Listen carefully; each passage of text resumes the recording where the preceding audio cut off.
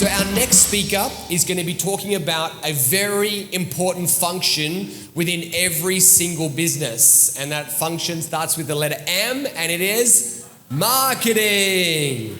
Now listen carefully, because one of the things you need to know is that without marketing, we have no sales. Without sales, we don't have any income. And without income, nobody gets paid, okay? So everything basically starts from marketing. Marketing is where everything kind of begins when it comes to a business, okay? Because without marketing, there is no sales. Without sales, there's no income. Without income, no one gets paid, okay? So even though some of you I know are working in marketing functions, okay, which is great, you definitely want to pay close attention. But even if you're not, it's very important to have an understanding or an appreciation of marketing, because I believe that marketing is something that we all should be contributing to, because we all have ideas, and sometimes marketing is just about having good ideas. So everyone can contribute and get involved no matter what department of the business that you're working in.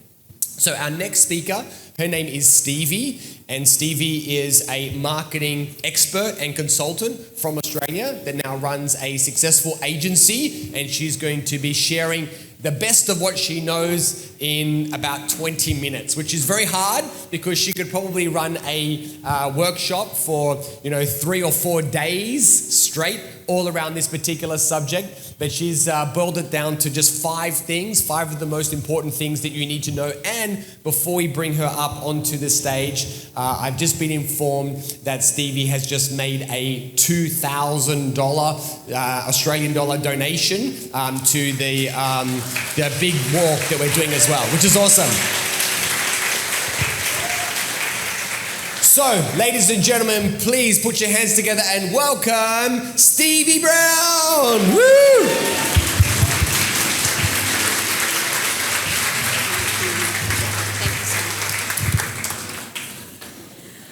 Well, good morning, everyone. How's everyone doing? Oh, come on. We can do better than that. How's everyone doing? Are we having fun? Have you learned a lot so far? Who wants to learn about marketing? Yeah, my favorite topic. What I wanted to do today is really hold all the business owners in the room to account. Sorry guys, you're all going to be killing me by the end of this. I want to make sure you've got your foundations in place so that all of your team, especially those who are working in the marketing function for your business, who are being asked to do and deliver marketing tasks, really have everything they need to do a good and efficient job for you. And this will also give you consistency, and it's going to give you better results for your marketing. So we're going to go back to basics on marketing today.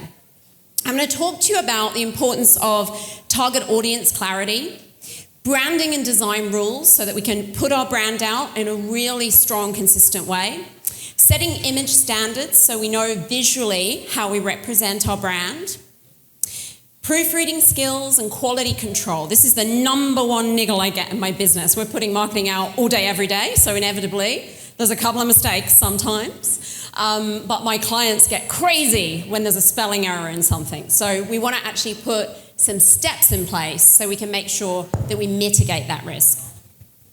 And finally, having a marketing calendar, having a plan, it's really, really key. It becomes the source of truth for everyone in the business to be able to work with. So target audience, why do we need to be clear about our target audience? Well, firstly, because when we understand who we're targeting in marketing, we can develop really relevant messages for them.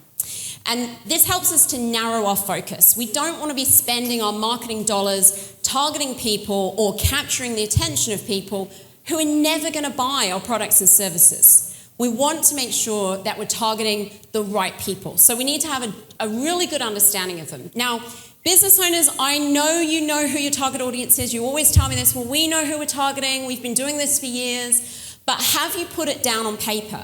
Have you really spent time with your team, with your VAs, helping them understand who we're really targeting, who's our customer or our client in our business? And this goes beyond just your marketing VAs, but to the whole team.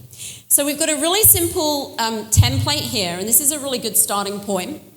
And I want to make sure that if you don't have something like this in place, that either this week, if you can work on it with your team, or commit to it for when you get back to Australia, commit to putting something like this together. And this should be part of your marketing strategy. So if you haven't got a marketing strategy in your business, you need to get one. And this is a really key part of it, is putting something like this together. And what we do is we say, well, it's great to know what we call the demographics. So, what's maybe the age, the gender, the income, or the type of business that we're targeting. But we also need to go a little bit deeper than that. So what we want to do is we want to look at the core need or the goal of the person that we're targeting. What are they really trying to do with their life or their business?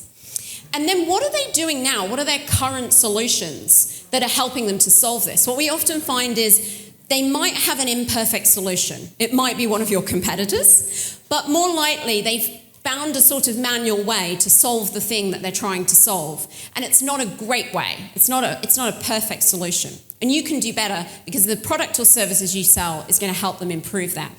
So then we want to say, well, because those current solutions aren't perfect, what is the core problem or the pain that people are experiencing? And then what's the new way? So when they come and work with your business, when they buy for your products or buy your services, what does that look like? How great will that be? What will be different? What will be the benefits? And then you might want to have a look at their mindset as well. Are they time poor? Are they time rich? Are they an influencer in the decision or actually the decision maker? And are they rational in their decision? Do they want to hear rational words in the marketing? Or are they emotional? Do we need to put the emotion through what we're talking about? And where will they be? This is what we call the marketing channels. Where will they likely be? Will they be on LinkedIn? Will they be on Facebook? Would we find them looking at a magazine that's specific to their industry? So once you put a persona like this together, then everybody shares access to it. And that means you get consistency and everybody knows exactly who we're trying to narrow down our marketing message to. And even just this, as a basic starting point, will set the intention. And that will make a better result out of all the marketing that you guys might create for the businesses here. So the second area I want to talk about is branding and design rules. So we need to have consistency of our brand because one of the biggest challenges that all small businesses face is brand awareness. Nobody's heard of us. And it's really easy when you're Coca-Cola or McDonald's to spend millions of dollars on advertising and get your brand out there and have signs on every highway. But when you're a small business, it's really hard to get that awareness built. It takes a long time to really build it.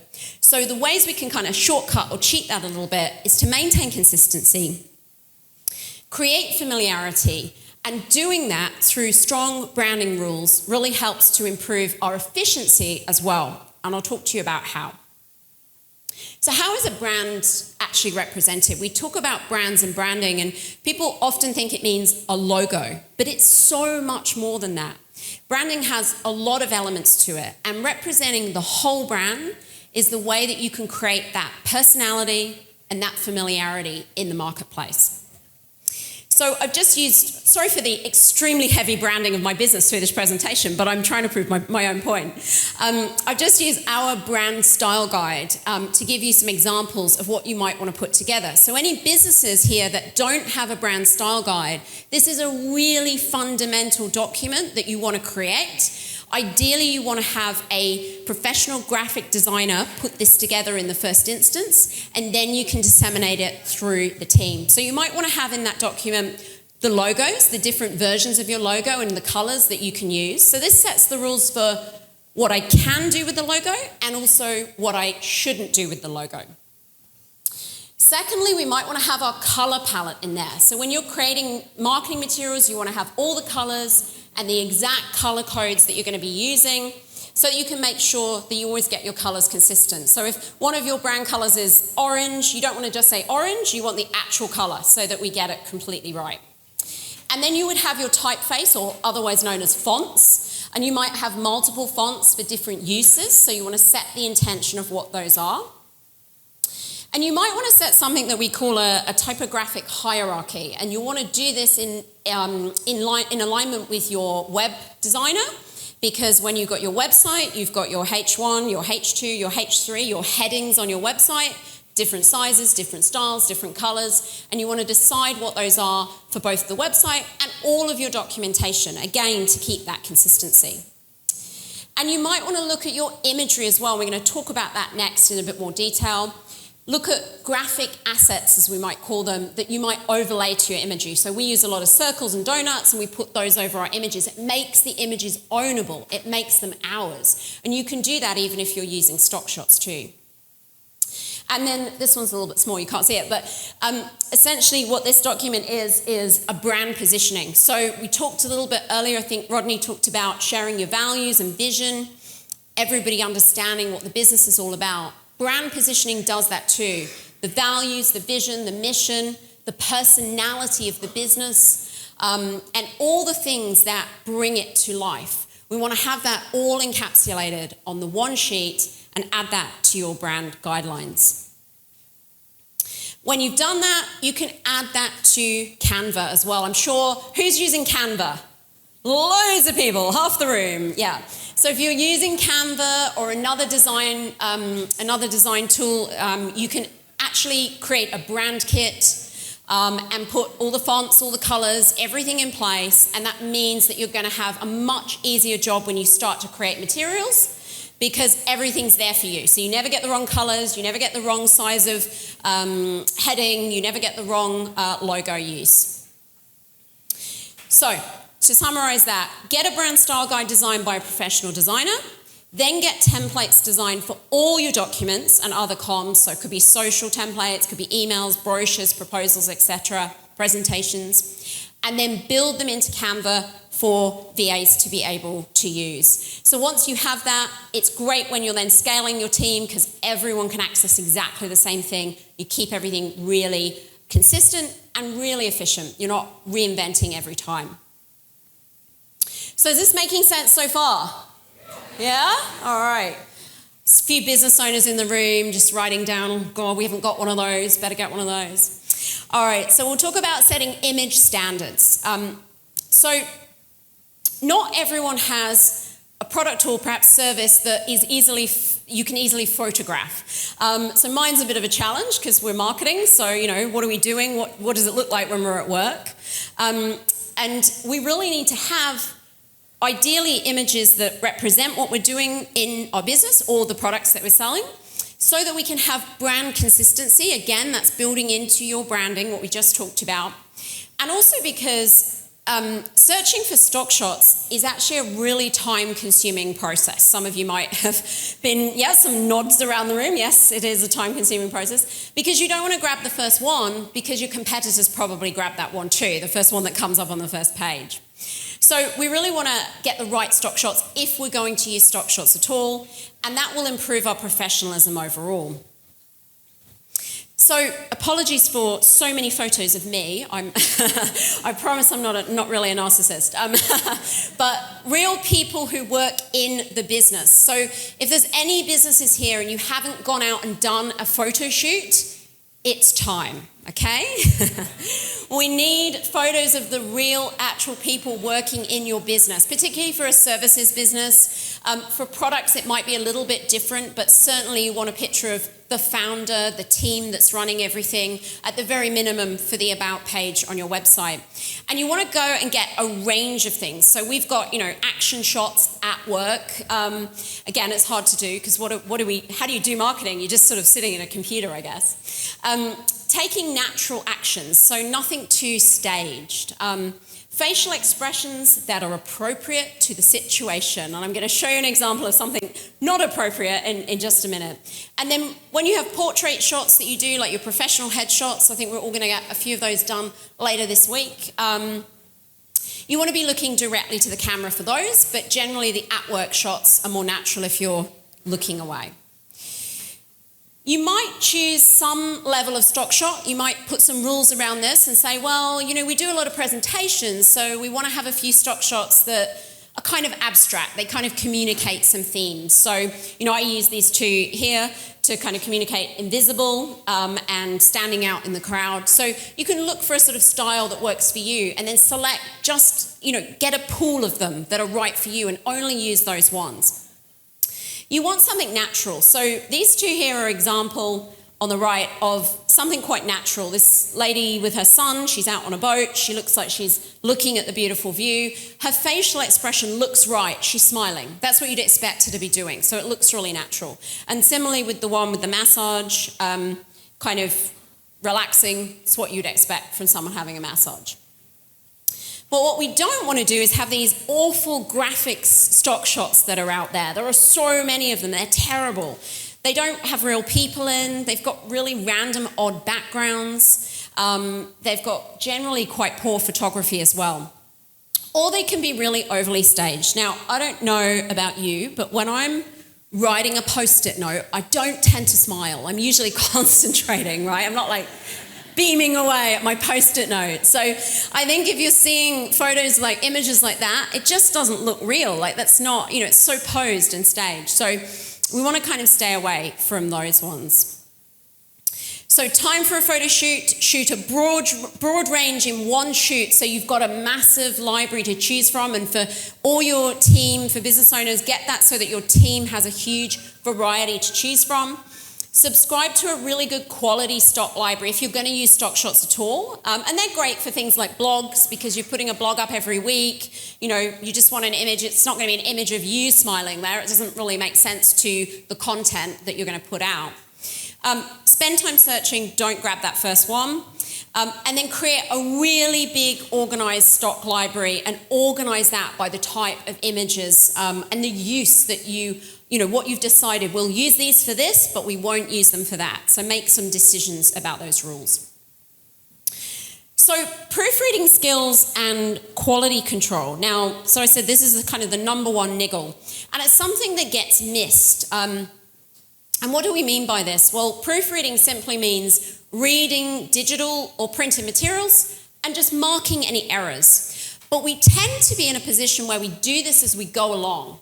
And what we really need to do is actually put this as part of our quality control process. So we need to add this to our standard operating procedures, our processes. So when should it happen? Well, you might typically create a first draft of something. So any VAs here that are creating marketing materials, maybe creating blogs or social media posts, you'll typically do a first draft. You'll show it to the boss, and then they'll come back with some feedback and some changes. And you'll go a few times until you get it to that final draft. At the end of that, the point at which you now say, oh, that's the final one, you're going to call that the final draft. And then you're going to add in a step called proofreading. And when you do proofreading, what it's going to do is it's going to help you to reduce any errors of what you're putting out. It's going to increase the accuracy of the actual information that you're conveying. And ultimately, that's going to make you, your brand, your whole team look a lot more professional. So how are you going to do this? So we're going to have some fun with this. First of all, you're going to read in syllables or break down parts of the word. So read it out loud and really deliberately and really slowly. And I've given a couple of words here. I'm going to do an example. It sounds a bit funny. So if I was looking at the word Wednesday and I was reading that, I would read it out loud and I would say, Wednesday, Wednesday, and read it a couple of times to check that we've got the right spelling. Because especially words like that, they can be the sort of word, the S gets missed out or different letters get juggled around. The same with environment, environment. So it's a deliberate process you go through to check each individual word, read it out really carefully and make sure you don't have any mistakes. And you want to do several rounds of this. So you're proofreading for only one error at a time. So especially if you make common mistakes. Ironically, I always spell the word marketing wrong when I type it. So I think because I just type it so much. And so that would be one of my common mistakes. I know that I'm going to get a couple of letters switched around when I type it. And you would know what yours are individually, or perhaps, what your business owners, you might have some common mistakes and you give a draft over and it's always got a spelling error or perhaps a grammatical error. So first round is check for spelling and do your deliberate reading of your words. Then you read it again and you go through for grammar. Do we have full stops, commas, good sentence structure? Do we have capital letters where they're supposed to be? And then we read again for the common errors. So that's where I read it again because I might have spelt marketing wrong, just to be absolutely sure. And finally, we read it for accuracy. So I believe today is Tuesday the 6th of June. But if I had written in my communication Wednesday the 6th of June, that's obviously really inaccurate. So we actually want to check things like that as well, because that happens all the time. So just checking, is that actually the right date? And then is it the right time? And if we've given an event duration of 1 hour, is that the actual time? Is it 1 hour, or have we said the time is up to an hour and a half? So putting this step in will really, really help you. And then when you've read it through, double check. And read each word at least twice. So just taking the time to do that means you're not trying to check for errors while you're actually creating the materials that you're creating. And this is not just marketing, right? You might be creating other types of documents in the business. And that's really, apparently table 4 is nodding along here. This is something that happens to them all the time. And so you really want to make sure you've got this step in your process, a really deliberate decision to proofread. So finally, I want to talk to you about having a marketing calendar. Now, let's just do a little check. Business owners, who has a formal, written down, in a document marketing strategy? Hands up if you do. Ooh, okay, all right, okay. Oh, I've got to have a word with some of you. All right, so, and who has a marketing calendar? Some kind of calendar, a spreadsheet, anything, any format will do. Okay, not many of you. All right, listen very carefully. So a marketing calendar is the source of all truth of how you deliver your marketing. So you can say to yourself, oh, we're going to do this and we're going to do this. We're going to do meta ads and we're going to do some Google ads and we're going to do some content. But if you don't have it cohesively mapped out into a plan, you're going to get stuck. And I hear this all the time. People say, kind of got our plan. In fact, I heard it the other week at the conference. We've got our plan, but we don't really know how to now make it happen. We don't know kind of how to put the steps in place. So the marketing calendar is really your first step to that. And what it does is it means that you've laid down, like I said, the one source of truth, the way that you're going to do your marketing for the year ahead. So that will avoid you having random messaging, things that just, because it's that day when you sort of all sit down and go, marketing, what should we do this week? Any ideas? That's not how we want to do our marketing, right? We don't want to be random. We want to be planned. So having your calendar brings cohesion across the whole team and the marketing that you're going to put out to your prospective customers. It also reduces meetings, because how many meetings do you have where you're like, right, what should we do about the marketing this week? Like, you don't need to have those meetings if you have a plan in place and if it's all organized. And finally, I promise you, 100% this is going to improve your results from marketing. The planning is everything. If you have it planned, you will get better results, because everything will start to come together. Because if you're saying, well, we're going to do these types of ads over here, and we're going to do different kinds of ads over there, and we're going to do a different kind of content over here, but we haven't looked at what's happening January, February, March, and how that's all going to come together, you're not going to get a good result. So how do we do this? Well, one of the things we want to look at with our marketing calendars is seasonality. So this could be, it depends on your business, but it could be that seasons, the actual seasons, are really, really relevant. Or, for a lot of financial type businesses, the end of the tax year is really, really relevant, or the start of the new one. But it could also just be patterns in your business. If you know the time of year that people tend to buy or tend to inquire, really think about those times of year and add that seasonality to your marketing plan. And then you want to look at key events. So are you doing new launches? Do you have trade events going on through the year? What are the key times of year for your industry? And really put those out, and product roadmaps as well. If you're going to be launching something new or developing something new, really map the whole thing out across a calendar. I'm going to show you an example calendar in a minute. And then the number of activities. So you want to plot everything, when it's going, if it's going live, when it's going live, or if it's something that's ongoing, just show on your calendar that that's going to be happening in each of the months of the year. And the number of iterations, so how many campaigns, for example, would be running at each month or week of the year. And usually we do this like by month, but you could break it down by week if you have a really complex business or you've got a lot of layers going on. And plot your budgets as well. So if you're going to do ads, you want to plot your ad spend. So actually, this month we'll be spending, approximately this much, or over this period we'll be spending approximately that much. And number 4 is your objectives. So break it all out, ideally by your marketing objectives. So we always say there's sort of 4 objectives of marketing, and I'll show you what those are when I'll show you the example in just a second. And so you want to map it out, have the different objectives, and then what are the channels that you're using under each objective. And then lastly, for bonus points, timelines. So what you can also do then is use the calendar like a timeline. So you can map backwards. Because if you've put in, we're going to do a monthly email campaign, for example, well, that's great, but when are you going to send that out? So you put the date in, but then when do we need to start working on that in order to have it ready? And especially with digital marketing, you always have to kind of work backwards, because you can't start with the ad that you're going to put out, because the ad's going to click to a website. So you need the landing page to be ready.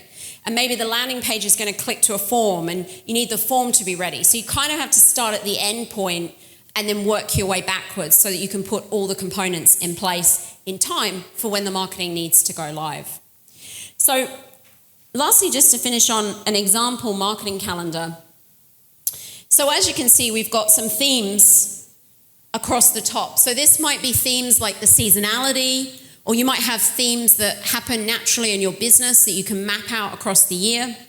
And then you might have some key events. So, there might be trade launches, there might be events you actually run, whatever it might be that's happening in your business. And then we have awareness. So we want all of our channels of marketing that are going to create awareness. We want to map those out. So it's typically going to be advertising channels. And it's typically going to be things like perhaps SEO and content that gets your business known, helps people find you.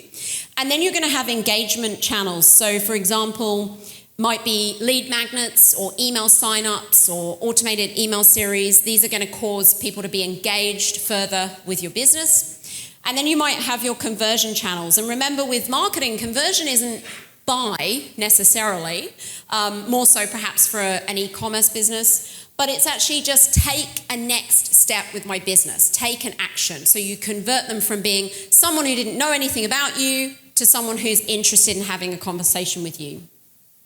And then lastly, advocacy or referrals. So what are you also doing? This often gets left off because people say, I get all my business from referrals, so we don't need to do any marketing. Well, that's great. That's the gold standard. That's awesome. But what are you actually doing to push, to get reviews, to get referrals? What can you do actively to make sure those continue to keep coming through? So don't sort of assume that they will keep coming, because it doesn't always happen that way. So you want to lay all this out, put down your, how many campaigns, how many bursts of activity throughout the year, and then I didn't do the bonus points one, but you can actually then work backwards to put your timelines in place. So that's everything from me today, and I hope that those 5 areas, if you haven't already got those in place as a business owner, I hope you have furiously written notes, because these are really fundamental things that will help your teams do a much better job and also help you scale, because everyone will be on the same page and have that consistency. So before I finish, I just wanted to say, if anybody hasn't donated yet to Brendan and Aaron's cause, I think instead of asking yourself, can I afford to donate? In a country where children don't have a backpack to go to school, I think we have to ask ourselves, can we afford not to?